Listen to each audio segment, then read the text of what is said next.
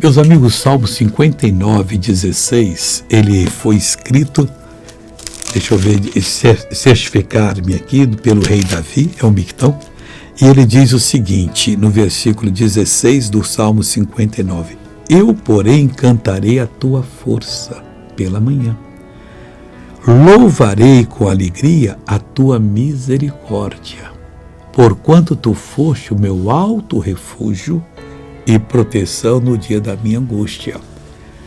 Olha, a gente tem que ter experiências com Deus. Não temos que fugir daqueles problemas que surgem, que vêm à nossa vida. E por que, missionário? Para que nós possamos aprender, passar pela batalha de cabeça erguida e vencer. E depois, então, nós podemos louvar a Deus em espírito e em verdade, dizer muito obrigado, Senhor. O Senhor me ajudou, o Senhor foi a minha ajuda, meu refúgio e proteção no dia da minha angústia.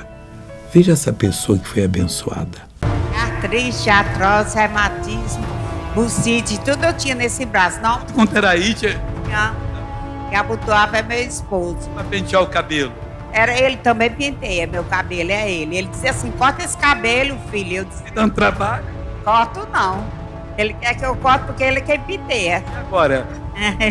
Ele tá curado e não Já dá para pentear o cabelo? tá, olha. Fala que Com a sutiã, olha. tudo.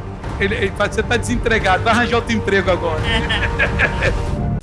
Eu oro por você dizendo, Deus, toma conta desse cidadão, dessa cidadã. Faça dessa pessoa uma pessoa feliz. Não deixa a mentira, a iniquidade fazer morada no coração dela. Livra todos que confiam em ti. Eu mando vá embora mal, em nome de Jesus. Amém.